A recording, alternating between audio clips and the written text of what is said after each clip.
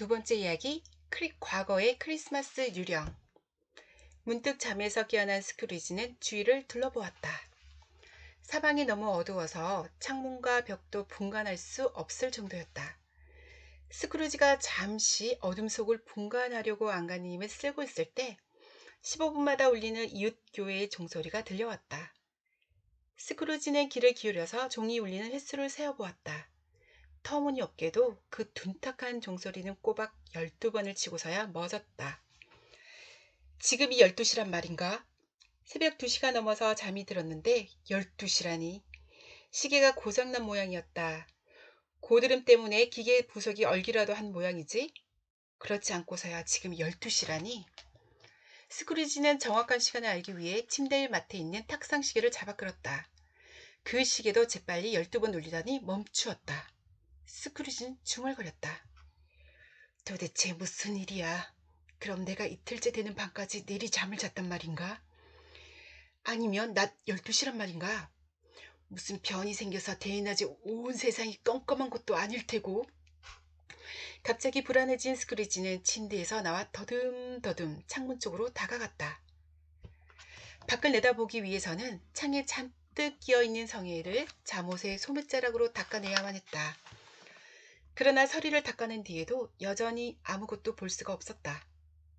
스크루지가 알아낸 것은 밖에는 여전히 안개가 자욱하고 지독하게 추운 날씨이며 아직은 사람들이 소란을 떨며 다니지 않는 시간이라는 것이었다. 만약 밤이 밝은 낮을 물리쳐서 온통 어둠뿐인 세상으로 만들었다 해도 지금이 낮 시간이라면 10중8구 엄청난 소동이 벌어졌어야 하리라. 그런 점에서 스크루지는 안심했다. 계산한 날이 없어진다면 어음이 돌아오는 날짜며 계약서 따위들은 아무 가치가 없는 증권처럼 휴지 조각이 되어버릴 것이기 때문이다. 스크루지는 잠시 침대로 가서 생각을 거듭했지만 결국 아무것도 알아낼 수 없었다. 생각하면 할수록 머릿속은 더욱더 혼란스러워졌고 생각지 않으려고 했으면 애쓸수록 더욱 깊은 생각에 빠져드는 것이었다. 말리의 유령은 끈질기게 스크루지를 괴롭혔다. 고민 끝에 그 모든 것이 꿈이었다는 결론을 내리고 나면 순식간에 튀어오르는 용수철처럼 다시 원점으로 돌아가 똑같은 고민을 하게 되곤 하는 것이었다. 그게 꿈이었을까? 생시였을까?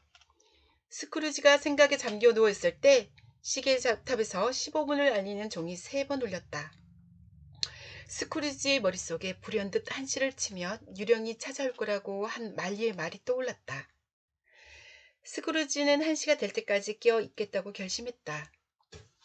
하긴 그 상태에서 다시 잠드는 것은 스크루지가 천당에 가는 것만큼 어려운 일이라는 점에서 아주 현명한 결정이었다. 그 다음 15분이 얼마나 길었는지 스크루지는 몇 번인가 혹시 자기가 졸다가 종소리를 놓친 게 아닌가 의심하곤 했다. 잇고 고대하던 종소리가 스크루지의 귓전에 울렸다. 땡! 스크루지는 시간을 헤아리며 중얼거렸다. 15분, 30분, 땡! 45분, 땡! 스크루지는 의기양양하게 말했다. 그 시간이야. 그런데 아무 일도 없잖아. 이어서 마침내 1시를 알리는 종소리가 깊고 둔탁하고 공허한 소리로 한 번 울렸다. 그러자 벼랑간 방안이 환해지더니 침대의 커튼이 열렸다. 누군가가 침대의 커튼을 젖힌 것이다. 발치나 등 뒤에 있는 것도 아니고 바로 스크루지 앞에 있는 커튼이었다. 스크루지는 엉거주춤한 자세로 커튼을 열어 젖힌 손님의 얼굴과 맞닥뜨렸다. 도저히 이 세상 사람이라고는 생각할 수 없는 그 모습을 바로 코앞에서 본 것이다. 귀괴한 모습이었다.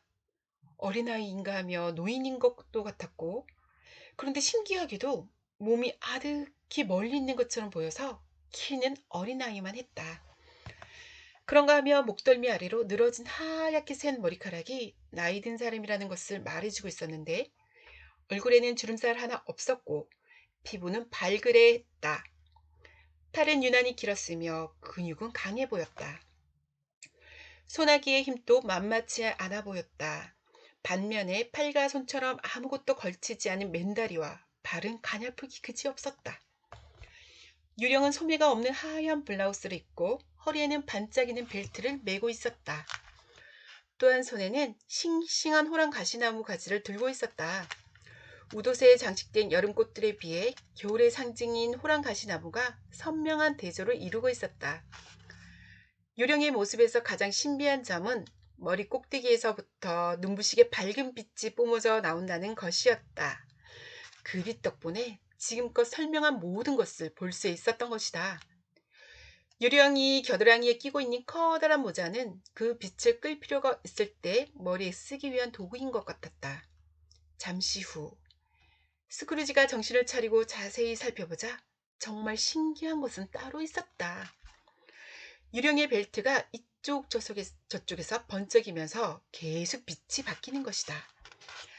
한순간 밝아졌나 하며 이내 어두워지는 빛 속에서 유령의 모습도 시시각각 변하고 있었다.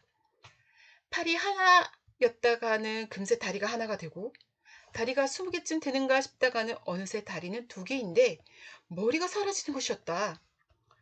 심지어 몸통은 없고 머리만 남아있기도 했다. 사라지는 부분들은 금방 어둠 속에 녹아들어서 도무지 형체를 찾을 수가 없었다. 그런 기괴한 모습에 놀라는 순간 유령은 다시금 또렷한 원래의 모습으로 되돌아와 있었다. 스크루지가 물었다. 당신이 아니 선생님께서 제게 찾아오시기로 되어 있는 그 유령이십니까? 그렇다. 유령의 목소리는 부드럽고 점잖았다. 그 야릇하고 낮은 목소리는 바로 옆에 있는데도 아주 먼 곳에서 들려오는 듯했다. 누구? 아니 어떤 유령이십니까? 나는 과거의 크리스마스 유령이다. 스크루지는 난쟁이 같은 조그만 유령을 뚫어져라 바라보았다. 아주 먼 과거인가요? 아니, 너의 과거다.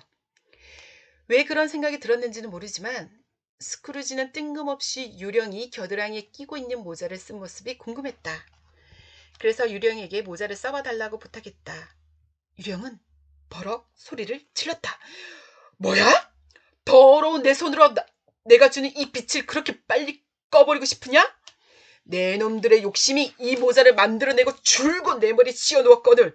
그러고도 부족하다는 거야? 스크루지는 유령을 기분 나쁘게 만들 생각은 조금도 없었고 자기는 여태껏 살아오면서 유령에게 그 모자를 씌우고자 했던 일도 전혀 없었다고 공손하게 말했다. 그리고 나서 스크루지는 용기를 내어 무슨 일로 찾아왔냐고 물었다. 유령은 대답했다. 너를 위해서다. 스크루지는 무척 감사하다고 말했지만 마음속으로는 자기를 위한다면 차라리 귀찮게 하지 말고 잠이나 푹 자도록 내버려 두는 편이 낫다는 생각을 했다. 유령은 그 마음을 알아차린 듯 대뜸 이렇게 말했다. 너의 생각을 고쳐주기 위함이다. 명심해. 유령은 힘센 소나기로 스크루지의 팔을 지그시 움켜잡았다. 일어나라. 같이 가자. 날씨나 시간이 밖에 나다니기에 알맞은 때가 아니라고 사정해 보아야 통하지 않을 것이 뻔했다. 바깥 날씨는 영하로 떨어져 있었고 자기는 감기에 걸려 있으니 따뜻한 침대에 그냥 있고 싶다고 간청해봤자 소용없을 터였다. 스크루지를 잡은 손은 여자의 손처럼 보드라웠지만 저항할 수 없는 힘이 느껴졌다. 스크루지는 자리에서 일어섰다. 그러나 유령이 창문이 있는 곳으로 다가갔을 때 그는 유령의 옷자락을 움켜쥐고 애원했다. 저는 인간입니다. 바닥에 떨어지면 죽고 말 거예요. 유령은 스크루지의 가슴에 손을 얹었다. 내 손을 여기에 대면 괜찮다. 더 높은 곳에서도 다치는 일은 없을 테니. 그 말이 끝나기도 전에 둘은 어느새 벽을 통과해 양편으로 들판이 이어지는 시골길에 서 있었다. 도시는 온데간데 없었다. 어둠과 안개도 도시와 함께 사라져버리고 눈 덮인 대지와 맑고 쌀쌀한 겨울 풍경이 눈앞에 나타났다. 스크루지는 양손을 모아쥐고 주위를 돌아보며 말했다. 세상에, 내가 태어난 곳입니다. 어릴 때 여기서 살았어요. 유령은 부드러운 눈빛으로 스크루지를 바라보았다. 잠깐 동안이었지만 유령의 부드러운 손길은 늙은 스크루지의 감각 속에 그대로 남아있었다. 그는 공기 속을 떠도는 수천 가지의 향기들, 오래전에 잊어버린 생각과 희망, 기쁨과 고통까지 의식할 수 있었다. 유령이 말했다. 입술을 떨고 있구나. 뺨 위에 있는 건 무엇이지? 스크루지는 평소와는 다른 목소리로 주저하면서 여드름이라고 대답했다. 그리고 자신이 원하는 곳으로 데려가 달라고 말했다. 이 길을 기억하나? 유령이 물었다. 물론이지요. 눈을 가리고도 갈 수 있어요. 스크루지는 열정에 차서 말했다. 이상하군. 그렇게 잘 아는 길을 그토록 오랜 세월 동안 잊고 지냈다니. 그럼 가보자. 길을 가면서 스크루지는 대문 하나하나, 말뚝 하나하나, 나무 한 그루들까지 샅샅이 기억해냈다. 이윽고 멀리에 장이 서던 마을이 보였고 교회와 마을로 들어가는 다리며 흐르는 냇물이 나타났다. 아이들을 태운 털복숭이 조랑말이 다가왔다. 조랑말에 탄 아이들은 농부가 모는 달구지에 타고 있는 다른 아이들을 향해 소리를 질렀다. 아이들은 유쾌하게 소리 높여 서로를 불러댔다. 너른 들판이 즐거운 노랫소리로 가득 차니 유쾌한 겨울 공기 속에 웃음소리가 넘쳐 흘렸다. 유령이 말했다. 지금 보이는 건 모두 과거의 환영일 뿐이야. 저들에게는 우리가 보이지 않아. 즐거워하는 아이들이 가까이 오자 스크루지는 아이들의 이름을 하나씩 주워 섬겼다. 그 아이들을 보면서 스크루지는 왜 그토록 기뻐했을까? 아이들이 자기 앞을 스쳐갔을 때 스크루지의 냉정한 눈이 왜 눈물이 개었는지 가슴은 왜 두근거렸을까? 아이들이 각자 헤어지는 길목에서 주고받는 메리 크리스마스! 라는 인사말에 그의 가슴은 왜 그리 기쁨으로 벅차올랐을까? 되간절 메리 크리스마스가 그와 무슨 상관이 있기에 빌어먹을 크리스마스 해봤자 스크루지가 무슨 돋볼 게 있는 것도 없지 않은가? 유령이 말했다. 학교가 텅 빈 게 아니었군. 외톨이 소년 하나가 아직 남아있구나. 스크루지는 그 소년을 알고 있다고 말하면서 울음을 터뜨렸다. 둘은 큰 길을 벗어나서 스크루지가 너무나 잘 알고 있는 골목을 지나 빛바랜 붉은 벽돌집으로 다가갔다. 쑥탑 모양의 풍향이가 달린 그 집의 둥근 지붕 속에는 작은 종이 달려 있었다. 대저택이었으나 많이 퇴락한 모양새였다. 널찍한 방들은 텅 비어 있었고 스키찬 벽에는 곰팡이가 피어 있었으며 유리창들은 끼어 있고 문은 썩어 내려앉았다.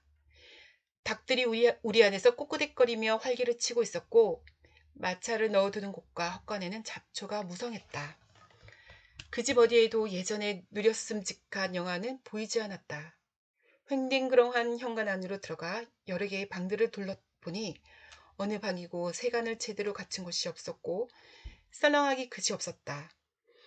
공기에는 곰팡내가 배어 있었고 을씨년 쓰는 공간은 새벽마다 촛불만 요란한 커다란 식탁에서 변변찮은 음식으로 줄인 배를 채워야 했던 기억을 떠올리게 했다. 유령과 스크루지는 복도를 가로질러서 집 뒤쪽에 있는 문으로 들어갔다. 스르르 문이 열리자 기다랗고 썰렁한 방이 나타났다.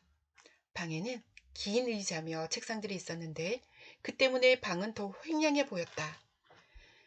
책상 앞에 한 아이가 외롭게 앉아서 희미한 불빛에 책을 읽고 있었다. 오랫동안 잊고 지냈던 가엾은 자신의 옛 모습을 본 스크루지는 의자에 주저앉아 흐느끼기 시작했다.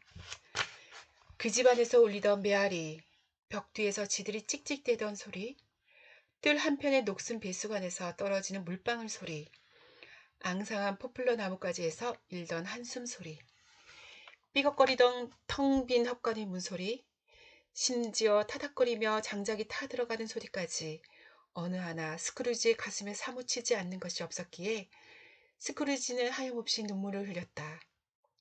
유령은 스크루지의 팔을 잡으며 책을 읽고 있는 어린 스크루지의 모습을 보라고 했다. 그때 갑자기 나무단을 가득 찐 당나귀의 고삐를 움켜잡은 한 남자가 허리춤에 도끼를 차고 이국적인 옷을 입은 차림새로 생상한 모습으로 드러냈다. 스크루지가 흥분해서 소리쳤다. 저건 알리바바잖아요. 정직한 알리바바 말이에요. 그래요, 기억나요. 언젠가 크리스마스에 저 외톨이가 어린애가 혼자 여기에 남았을 때 처음으로 알리바바가 왔었어요. 저 모습 그대로지요. 불쌍한 꼬마. 발렌타인이랑 사나운 형 오르손도 있었어요. 저들도 오는군요. 저 사람 이름이 뭐였더라? 왜 소굿바람으로 다마스쿠스 성문 앞에 잠들어 있던 그 사람 말이에요. 저기 보이지요? 저기 보이지요? 지니가 거꾸로 처박혀 술탄이 마부도 있군요. 거꾸로 처박힌 꼴 좀 보세요. 그래도 싸지. 꼴 좋군. 감히 공주님하고 결혼할 생각을 하다니.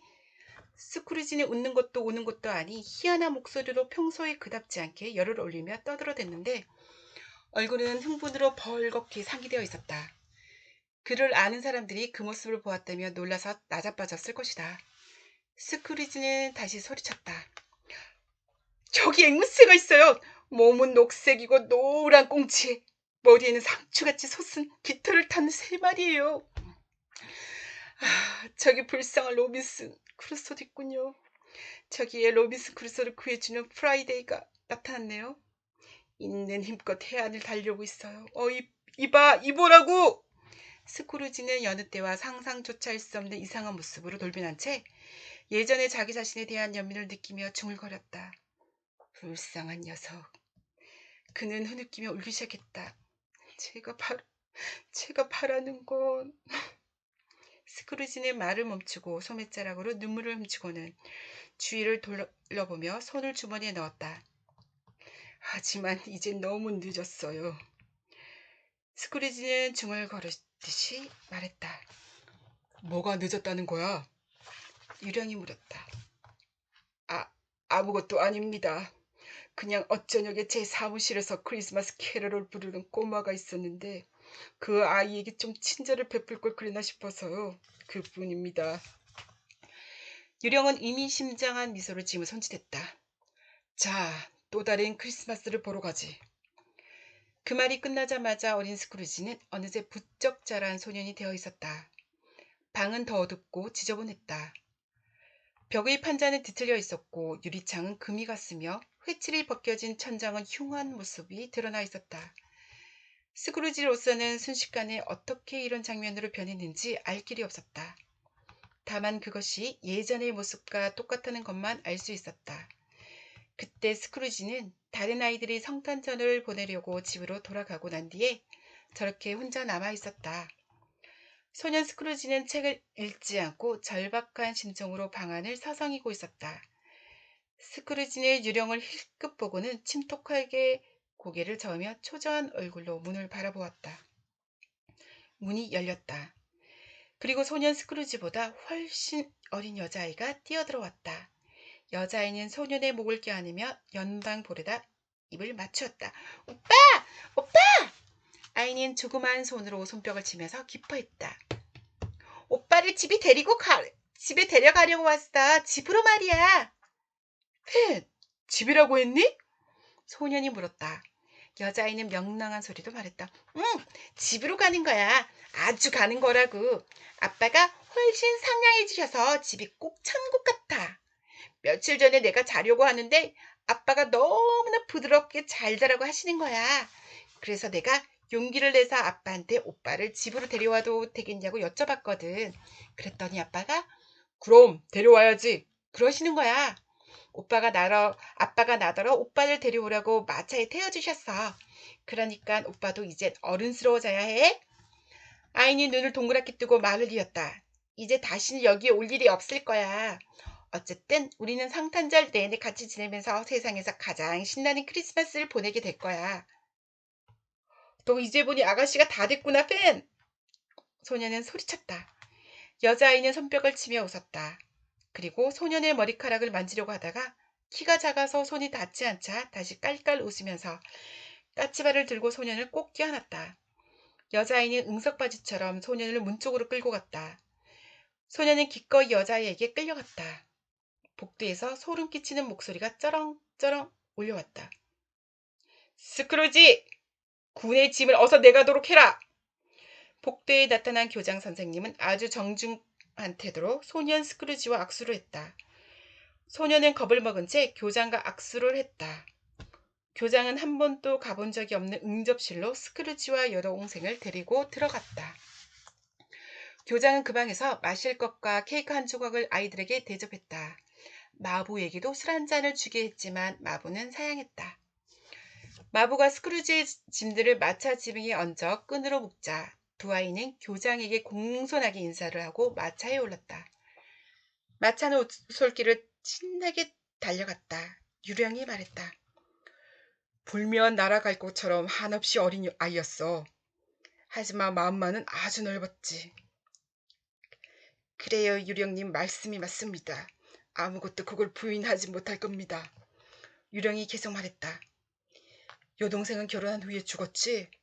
자식도 있었다지 아마? 하나 있어요. 그래, 자네 조카가 바로 그 아이로군. 예. 마음이 불편해진 스크루지는 짤막하게 대답했다. 유령과 스크루지는 어느새 학교를 떠나 복잡한 큰 길에 서 있었다. 행인들이 정신없이 지나가고 마차와 짐수레들이 내달리고 있는 거리는 도시의 소음과 혼잡이 그대로 드러나 있었다. 가게들의 장식으로 미료보아 크리스마스 무렵인 듯했다. 때는 저녁이었고 거리에는 불빛이 환했다. 멈춰선 유령은 스크루지에게 이곳을 기억하느냐고 물었다. 기억하고 말고요. 제가 일을 배운 곳인걸요. 둘은 안으로 들어갔다. 한 노신사가 책상 앞에 앉아 있었다. 의자가 너무 높아서 만약 신사의 키가 5cm만 더 컸어도 귀의 머리가 천장에 닿았을 것이다. 스크루지는 노신사를 보자마자 흥분해서 소리쳤다. 패트위크! 패트위크 어르신이군요. 세상에 그 어른이 다시 살아나시다니. 패트위크가 펜을 내려놓고 시계를 올려다보았다.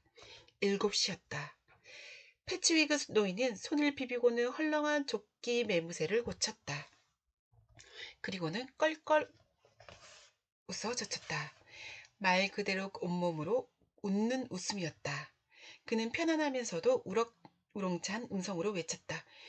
이봐 스크루지 딕! 이제는 청년이 된 스크루지가 동료와 함께 기운차게 뛰어들어왔다. 스크루지가 유령에게 말했다. 딕 윌킨스예요. 틀림없군요. 절 몹시 따르던 녀석이었어요. 저런 불쌍한 딕. 패치위그 노인이 손뼉을 치면서 말했다. 어이 자네들 오늘은 이만 끝내지. 크리스마스 이브가 아닌가 딕. 스크루지 이제 문을 닫게나 어서 일을 끝내도록 하게. 두 청년은 눈 깜짝할 사이에 일을 해치웠다. 셋을 셀 동안에 덧문을 밖에 내뒀고 6가지 셀 동안에 제자리에 끼웠으며 9가지 셀 동안에 빗장을 질렀다. 그리고 채 12를 세기도 전에 경주마처럼 헐떡거리며 돌아왔다. 야호! 패치위그 노인의 유쾌한 소리와 함께 그 높은 의자에서 날렵하게 튀어내렸다. 자네를 여기를 말끔히 치우고 널찍한 자리를 만들게나. 어서. 가게 안에 1분 만에 말끔히 치워졌다. 패치위그 노인이 보는 앞에서는 치우지 못할 곳도 치워서는 안 될 곳도 없었다. 옮길 수 있는 물건들은 모두 다시는 쓰지 않을 것처럼 말끔히 치워버렸다. 마루도 쓸고 닦고 전등도 손질했으며 난로에는 석탄을 듬뿍 넣었다. 드디어 가게 안은 사람들이 겨울밤에 가장 좋아할 만한 아늑하고 따뜻하고 환한 무도회장으로 변했다. 악보를 손에 든 악사가 들어오더니 패치위그 그 노인의 높은 의자에 앉아서 거북한 소리를 내며 바이올린을 조율했다. 이어서 미소를 머금은 패치위그 부인이 들어오고 패치위그 부부의 사랑스런 셋딸이 환한 얼굴로 들어왔다. 뒤이어 그 아가씨들 때문에 애들 태우고 있는 청년 6명이 입장했다. 그 뒤에 패치위그 노인의 일을 돕는 모든 젊은 남녀들이 들어왔다. 하녀는 빵장수 사촌과 함께 들어오고 요리사는 자기 오빠의 절친한 친구인 우유 배달부와 함께 왔다. 주인에게 혹사당하고 있다는 소문이 있는 길 건너편 가게의 점원 아이는 자기 여주인에게 길을 잡아 뜯겼다는 이웃 하녀의 등 뒤에 숨어서 들어왔다. 부끄러워하며 들어오는 사람, 당당하게 들어오는 사람, 우아하게 들어오는 사람, 쭈뼛쭈뼛 들어오는 사람, 밀치거나 밀려 들어오는 사람 등 저마다 차례로 입장했다. 모두 20쌍이 들어서자 사람들은 곧 손을 맞잡고 춤을 추기 시작했다. 원을 그리며 돌다가 반대쪽으로 돌고 가운데로 모여들었다가 다시 퍼져나갔으며 계속해서 짝을 바꾸며 춤을 추었다. 무르익던 춤 대열이 어지러워질 때쯤 패치위그 그 노인이 손뼉을 쳐서 춤을 멈추게 하고는 소리쳤다. 아주 잘들 했어요. 악사는 연주를 멈추고 그를 위해 마련된 맥주통에 얼굴을 담갔다. 그러고는 다시 춤을 추려는 사람도 없는데 새 음악을 연주하기 시작했다. 마침 조금 전에 악사는 녹초가 되어서 실려나가고 이제 막 도착한 새 악사가 죽기 살기로 연주한 듯한 힘찬 기세였다. 춤을 추고 난 뒤에는 게임이 있었고 또다시 춤이 이어졌다. 그런 다음에 케이크와 포도주, 큼직한 구운 소고기, 삶은 고기, 그리고 파이와 풍부한 양의 맥주가 줄줄이 나왔다. 그날 저녁의 하이라이트는 능수능란하게 분위기를 맞추는 악사가 로즈드 코벌레이 경을 연주하자 패치위그 노인이 부인과 춤을 추기 시작하면서부터였다. 부부는 20살이나 되는 젊은이들을 이끌면서 마치 그 부부를 위해 특별히 작곡된 듯한 어려운 춤곡에 맞춰 멋진 춤을 추었던 것이다. 파티에 모인 사람 수가 그 몇 배나 되었다 해도 패치위그 부부는 모든 젊은이들을 너끈히 상대해 냈을 터였다. 패치위그 부부는 더없이 어울리는 한 쌍이었다. 노인의 다리는 아주 활기차게 움직였고 부부는 춤을 추는 동안 내내 달빛처럼 환한 광채를 뿜었다. 두 부부는 어찌나 능숙하게 춤을 추었는지 대단히 어려운 동작을 해내고서도 결코 균형을 잃지 않았다. 무대에는 11시가 되어서야 끝났다. 패치위그 부부는 현관문 양편에 서서 문을 나서는 사람들의 손을 일일이 잡고 크리스마스 축하 인사를 건넸다. 모두들 돌아가고 점원 둘만 남게 되자 부부는 두 청년에게도 똑같은 축복을 보냈다. 유쾌한 시간이 끝난 뒤 두 청년은 가게 뒤쪽 계산대 아래 마련된 침대에 누웠다. 스크루지는 넋이 나간 듯 그 장면을 보고 있었다. 스크루지의 마음은 어느새 옛날에 자신으로 돌아가 그 분위기에 빠져 있었다. 스크루지는 자기 눈으로 모든 것을 일일이 확인하고 기억해냈으며 그 순간을 즐기면서 낯설고도 신선한 흥분을 경험했다. 청년 스크루지와 딕의 환한 얼굴이 사라지고 난 뒤에야 스크루지는 비로소 자기가 유령과 함께 있으며 머리에서 빛을 뿜어내는 유령이 자기를 바라보고 있음을 깨달았다. 저렇게 어리석은 사람들은 작은 일에도 감격하는 법이지. 유령이 말했다. 작은 일이라고요? 스크루지가 물었다. 유령은 두 점원의 이야기를 들어보라고 손짓했다. 그러던 그들은 패치위그 그 노인에 대한 찬사를 늘어놓고 있었다. 스크루지가 젊은이들의 이야기에 동조하자 유령은 이렇게 말했다. 어때? 그렇지 않은가? 패치위그는 그저 몇 파운드의 돈을 썼을 뿐이지 고작 해야 서너 파운드야. 그게 그렇게 칭송받을 만한 것인가? 그래서가 아니지요. 스크루지는 자기도 모르는 사이에 과거의 스크루지가 되어 있었다. 돈 때문이 아니에요. 그 어르신은 우리들을 행복하게도 불행하게도 할 수 있는 힘을 가지신 분입니다. 우리를 편하게 해줄 수도 귀찮게 할 수도 있고 우리를 즐겁게 할 수도 고생스럽게 할 수도 있으시지요. 말 몇 마디 표정 하나로도 우리를 좌지우지할 수 있었어요. 그 어른이 쓴 돈이야 대단치 않은 것일 수도 있지요. 하지만 어른이 준 행복만은 돈을 주고도 못 사는 것이었지요. 스크루지는 유령의 시선을 끌고 느끼고 말을 멈췄다. 왜 그러는가? 유령이 물었다. 별일 아닙니다. 뭔가 마음에 걸리는 게 있는 듯한데? 아닙니다. 그저 제 서기에게 따뜻한 말이라도 몇 마디 해줄 걸 그랬나 싶을 것뿐입니다. 그것뿐입니다. 스크루지가 그 소원을 입 밖에 내는 순간 과거의 스크루지는 사라졌고 스크루지는 유령과 함께 다시 바깥에 나란히 서 있었다. 시간이 많지 않다. 서두르자. 유령의 말은 즉시 효력을 나타냈다. 그래서 스크루지는 어느새 또 다른 자신의 모습을 보고 있었다. 조금 더 나이가 든 한창 젊은 이의 모습이었다.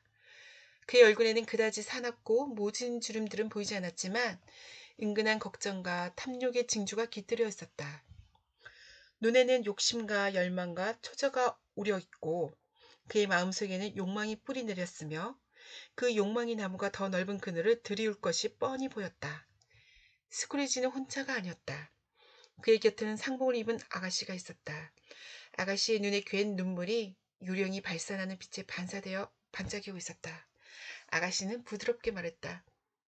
뭐가 문제겠어요. 당신에게 문제될 게 없어요.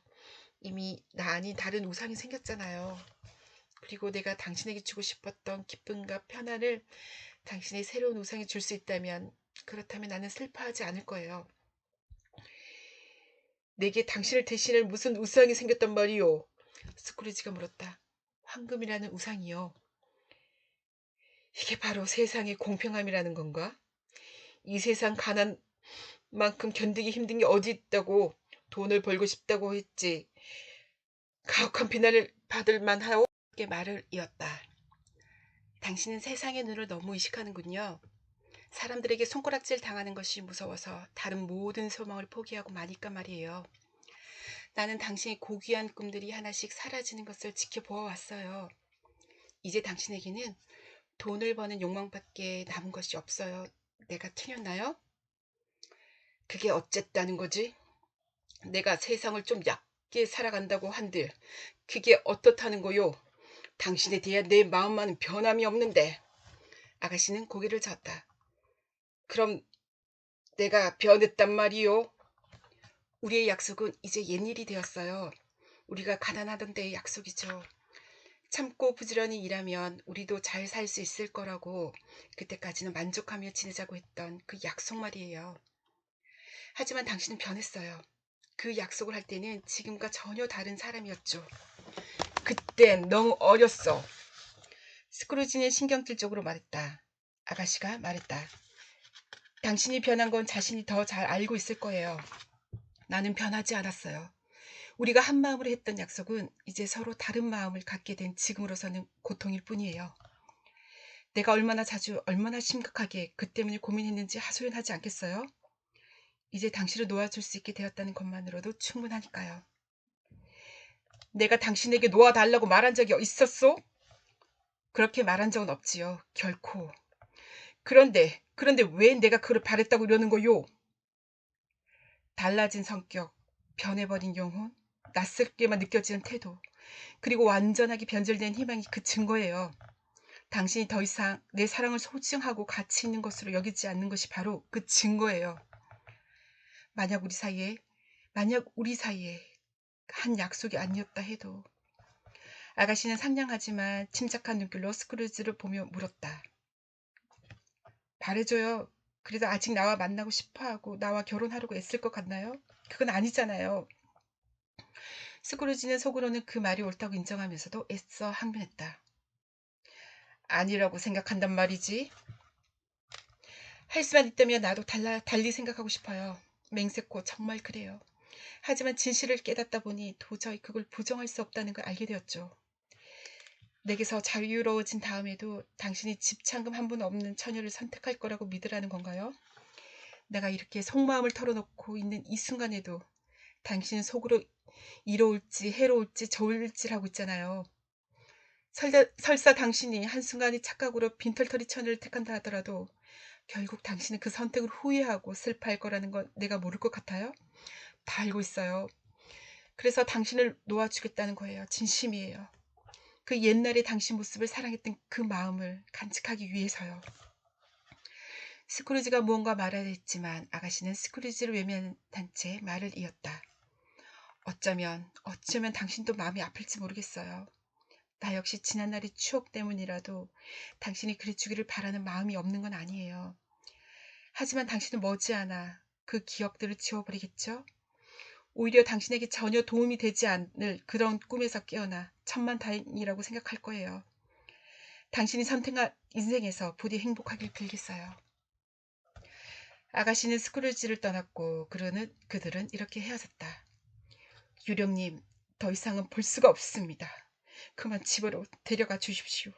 저를 이렇게 잔인하게 고문하는데 즐거우십니까? 스크루지가 비통하게 외쳤다. 그러자 유령이 외쳤다. 하나 더 남아있다. 싫어요. 그만하세요. 보고 싶지 않습니다. 제발 그만하세요. 그러나 냉정한 유령은 스크루지의 두 팔을 움켜쥐고 억지로 다음 장면을 보게 했다.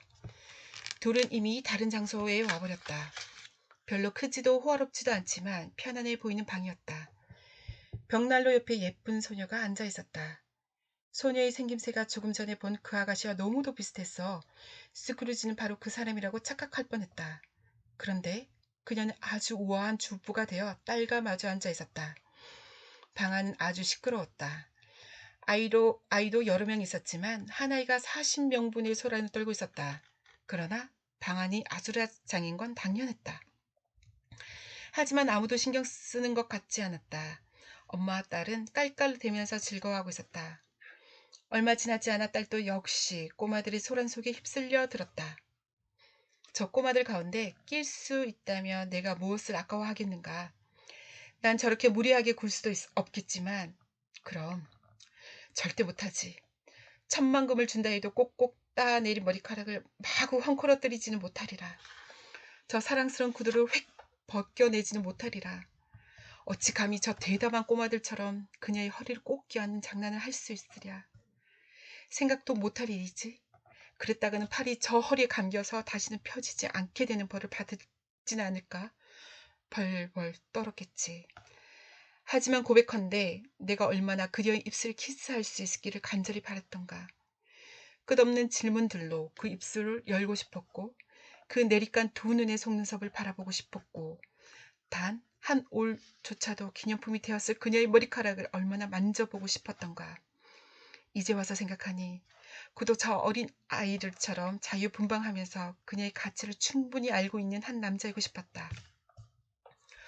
똑똑 노크 소리가 나자 아이들이 우르르 문 쪽으로 갔고 소녀도 환하게 웃으며 그쪽으로 휩쓸려 갔다. 소녀는 크리스마스 선물 보따리를 잔뜩 짊어진 한 청년과 함께 들어선 아버지를 바라보았다. 아이들은 소란을 떨며 무방비 상태로 서 있는 짐꾼에게로 달려들었다. 그의 보따리를 빼앗기기 위해 의자에 올라간 녀석, 청년의 몸을 기어오르는 녀석, 갈색 포장지로 싼 꾸러미를 낚아채고 목을 꼭 껴안아 장난스럽게 주먹으로 등을 때리는 녀석, 발로 걷어차는 녀석들은 선물 꾸러미가 하나씩 펼쳐질 때마다 놀라움과 기쁨의 탄성을 질렀다. 그날 밤의 기쁨과 감사와 황홀감을 어찌 말로 표현할 수 있을까. 마침내 흥분했던 아이들이 하나씩 거실을 빠져나가 위층에 있는 침실로 올라가 잠들자 그 집의 소란도 가라앉았다. 스크루지는 이제 훨씬 더 천천히 집안의 전경을 살펴볼 수 있었다. 집주인은 다정한 모습으로 아내와 딸을 데리고 난로가에 앉아 있었다. 어쩌면 저 아리따운 소녀가 자신의 딸이었을지도 모른다는, 그래서 평생 음산한 겨울날 같은 자기 인생에 활짝 핀 봄을 안겨주었을지도 모른다는 생각을 하자 스크루지는 어느새 눈시울이 뜨거워졌다. 남편은 미소 짓는 얼굴로 부인에게 말했다. 여보, 오늘 낮에 당신 옛 친구를 보았소. 누구요? 맞춰보구려? 내가 어떻게 알겠어요. 그러자 이내 부인은 남편을 따라 웃으며 말했다. 스크루지 씨요? 그렇소. 그 사람 사무실 앞을 지나가는데 창문이 열려있고 촛불이 켜져 있었소. 동업자가 죽은 날을 기다리고 있다는 얘기가 들렸는데 이렇게 혼자 앉아있더군. 이 세상에 외톨이로 남겨진 사람처럼 말이오. 스크루지는 비통한 음성으로 말했다. 유령님 제발 여기서 나가게 해주세요. 유령은 말했다. 내가 이미 말했다. 우리가 보는 것은 지금까지 있었던 일의 환영이다. 사실대로 보여주는 것뿐이니 날 원망하지는 마라. 스크루지는 울부짖었다. 제발 저를 내보내 주십시오. 더는 못 견디겠습니다. 스크루지는 유령의 얼굴을 쳐다보았다. 유령의 얼굴에는 여태껏 스크루지에게 보여주었던 사람들의 얼굴이 한데 모여서 얽혀 있었다. 스크루지는 유령에게 달려들었다. 날 내버려둬. 나를 돌려보내달란 말이야. 더 이상 따라다니면 괴롭히지 마. 스크루지의 공격에도 유령이 전혀 대응하지 않는 이런 일방적인 싸움을 하는 동안 스크루지는 유령의 머리 위에서 빛이 더 밝게 타오르는 것을 보았다. 스크루지는 자신을 꼼짝 못하게 하는 힘이 바로 그 불빛과 관계가 있을지도 모른다는 생각에 유령이 가지고 있던 모자를 잡아채서 유령의 머리에 눌러 씌워버렸다. 그러자 유령은 그 밑에서 사그라지고 마침내 모자만이 남았다. 스크루지는 있는 힘껏 모자를 짓눌렀는데 그 밑에서 흘러나와 땅 위로 퍼져가는 빛을 덮을 수는 없었다. 지쳐버린 스크루지는 참을 수 없는 졸음을 느꼈고 어느새 자신의 침실로 돌아와 있다는 것도 의식하지 못했다. 마지막으로 모자를 한 번 더 비틀던 그의 소나기 힘이 스르르 풀렸고 스크루지는 침대에 꼬그라져 깊이 잠들고 말았다.